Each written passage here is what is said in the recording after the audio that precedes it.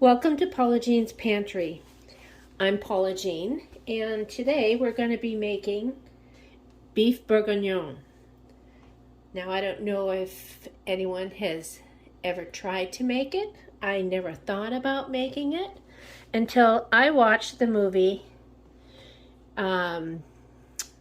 Julie and Julia several years ago. I used to make beef stew all the time, but then I got obsessed with learning how to make beef bourguignon. And I'm glad that I made it because I won't make anything else. So grab your paper and pencil and let's get cooking. I have a nice heavy Dutch oven because it's going to have to go in the oven after. But I have 6 ounces of bacon that I've kind of diced up, and we're going to cook this until it's nice and crispy.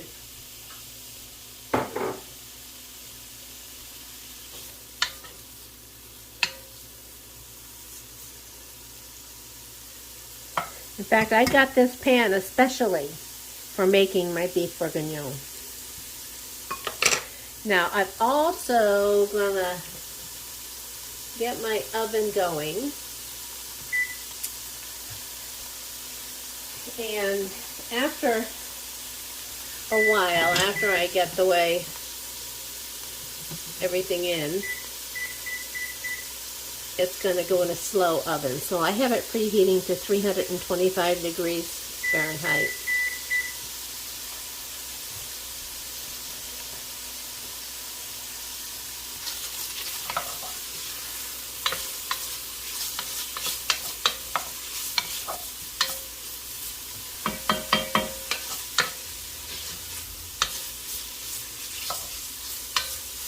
I want to thank you all for stopping in, and I'd really like it if you would subscribe to my channel, give me a thumbs up, and don't forget to hit that bell so you'll get notified every time I upload a video. So we're going to get this cooking and get it nice and crispy. Alright, this is coming along nicely. So once it's nice and crispy, remove your bacon, and I'm going to turn my heat down to medium.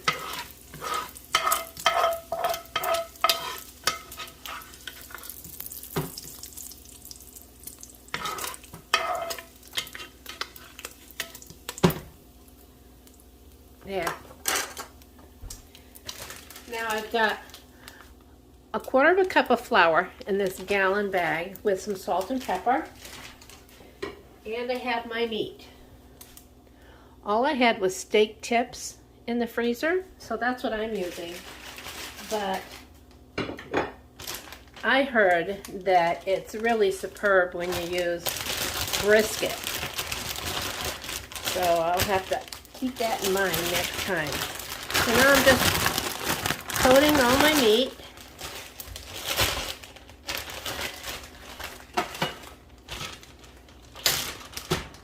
And I'm going to take some tongs and I'm going to brown up that meat.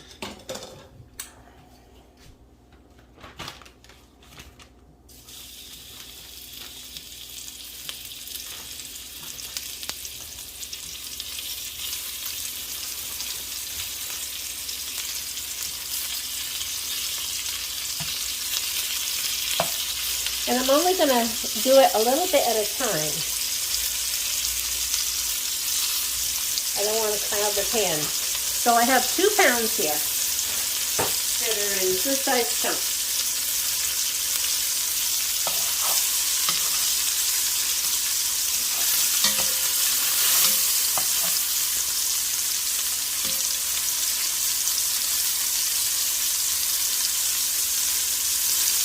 I'll be back as soon as I get this all browned up. Alright, all my meat is browned, and I'm left with all this deliciousness at the bottom of the pot.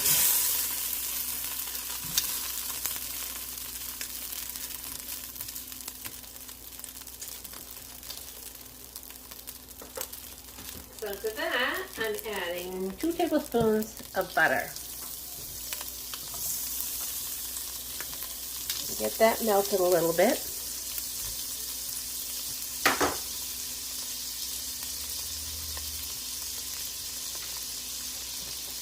And once that melts, I have 3 onions quartered that I'm going to put in here.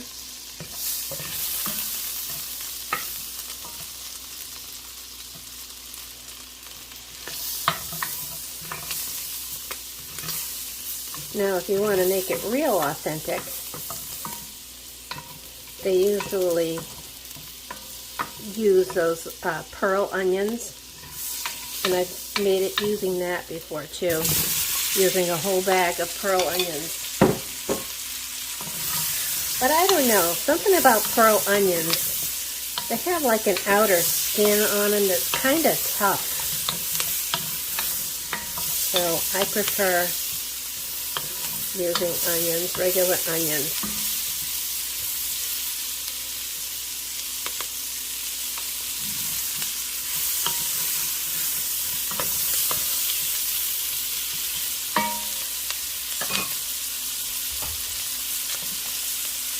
And there's a little salt.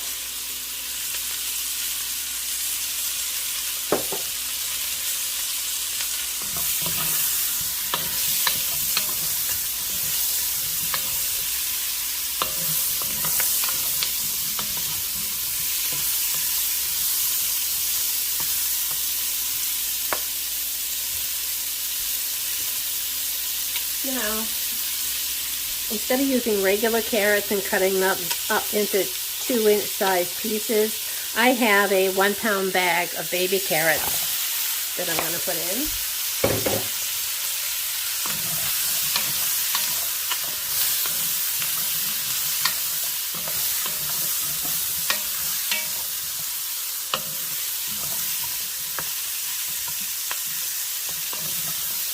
And we're going to let these cook for about 5 minutes.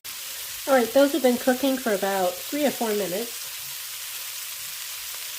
So to this, I'm going to add 1/2 pound of white mushrooms, and I just washed them and cut them in half. You can use brown mushrooms if you want.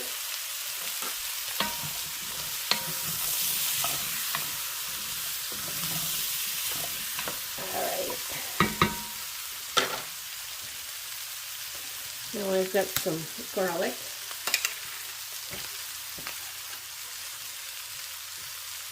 And I'm going to put in about what would equal about 4 cloves of garlic.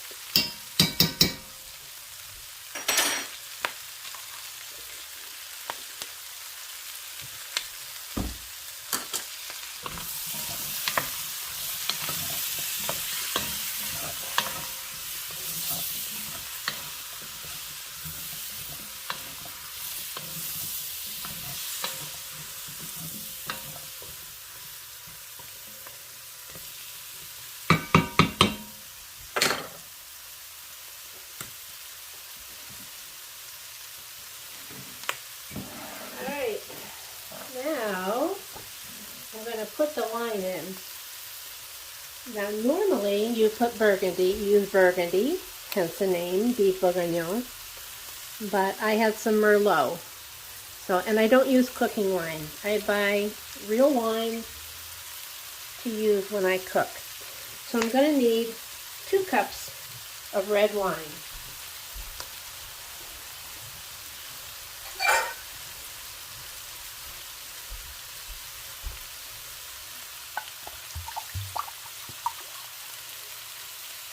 Make sure your wine is dry.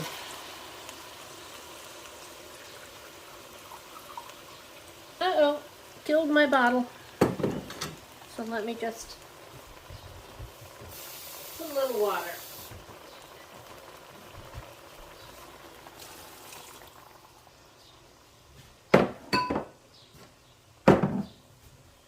Now turn up my heat a little bit.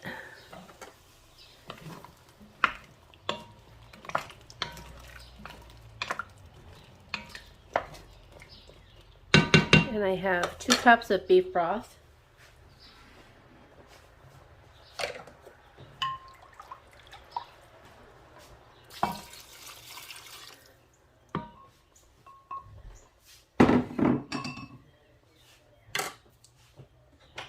I'm going to be putting in half of a 6-ounce can of tomato paste.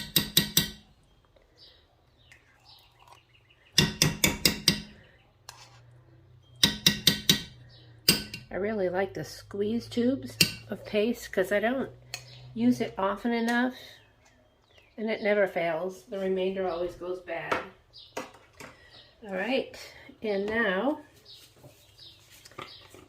I need, where's my bay leaves?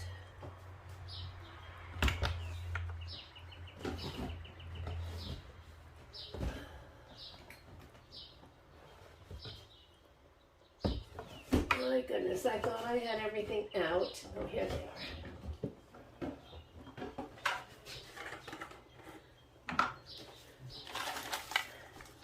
I'm going to put in 3 bay leaves.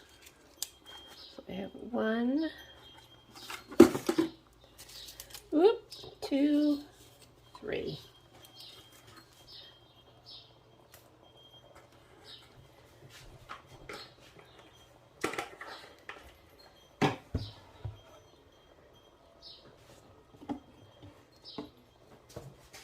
Now the thyme. I'm going to put in about a teaspoon of dry thyme, or you can put in 6 sprigs of fresh thyme. And half a teaspoon of oregano.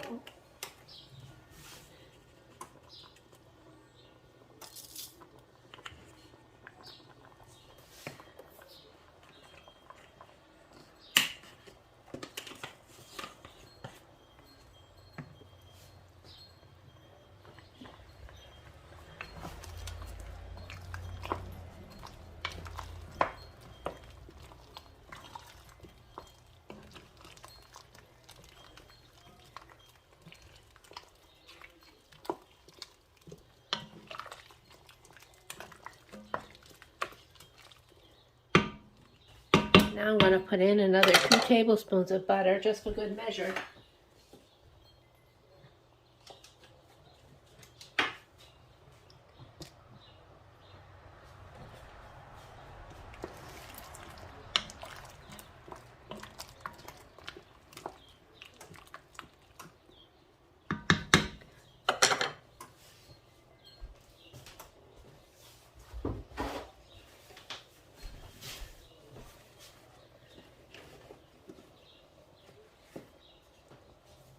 And last but not least,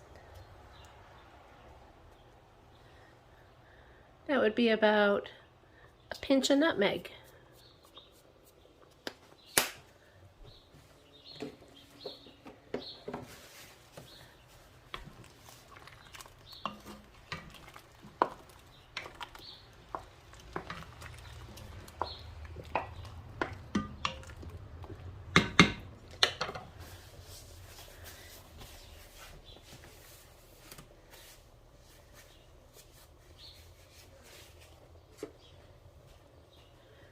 Now, let's put our bacon back in.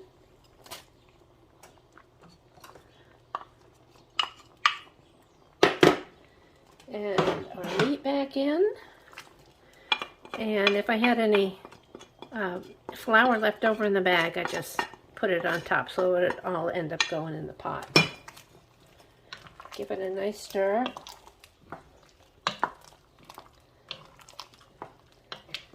And put this baby in the oven at 325 for about 3 hours. All right, we'll see you back. I forgot to tell you, put your lid on. All right, this has been cooking for 3 hours. And it looks good.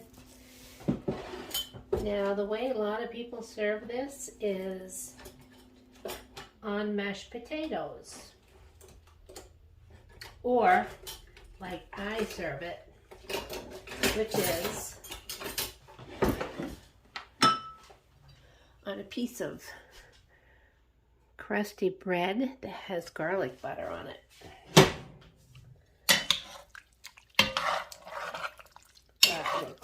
delicious, and it smells delicious.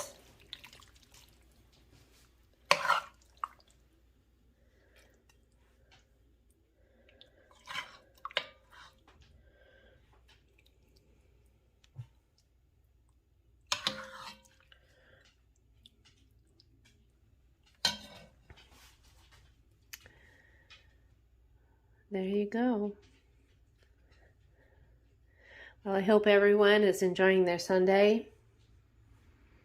And until next time, bon appetit.